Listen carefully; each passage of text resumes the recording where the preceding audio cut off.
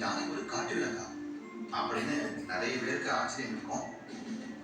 பொதுவா யானையை நம்ம கோயில்கள், திருவிழாக்கள், அப்புறம் சர்க்கஸ் இதெல்லாம் பார்த்துருக்கோம். உண்மையாவே யானை ஒரு காட்டு விலங்கு.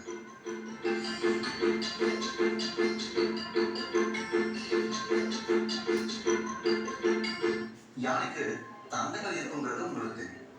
ஆனா எந்த யானைக்கு தந்தங்கள் இருக்கும்னு தெரியுமா?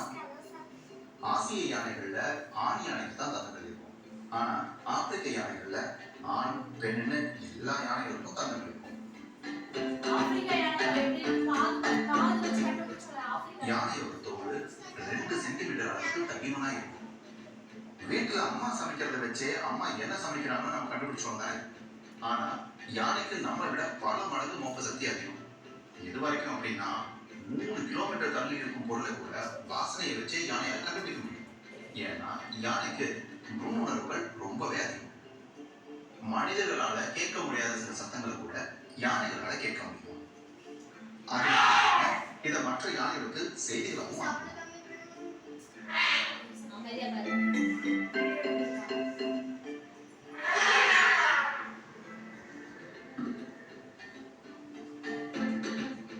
நாம எல்லாம் தரையில நடக்கும்போது நம்மளோட கால் சத்தம் கேட்கும் தானே. ஆனா யானையோட கால்கள் எவ்வளவு பெருசு. அப்படி இருந்தும் அவைகள் நடக்கும்போது சத்தமே கேட்காது. ஏன்னா யானைகளுக்கு கொழுப்பு அதிகமா.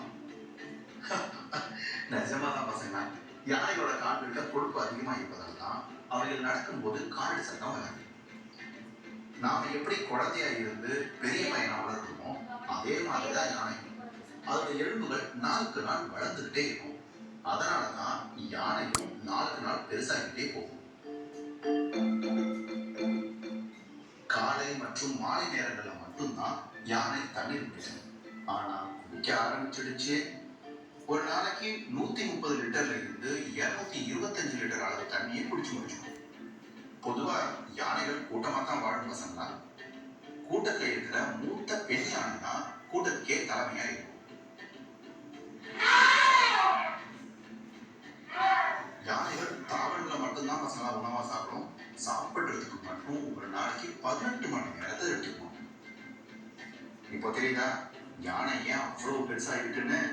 மனுஷனுக்கு பலம் நம்பிக்கை, யானைக்கு பலம் தும்பிக்கைன்னு கேள்விப்பட்டிருக்கோம். அது உண்மைதான் பசங்களா. யானையோட தும்பிக்கையில எலும்புகள் இருக்காது. ஆனா கிட்டத்தட்ட 1 லட்சம் தசைநார்கள் இருக்கும்.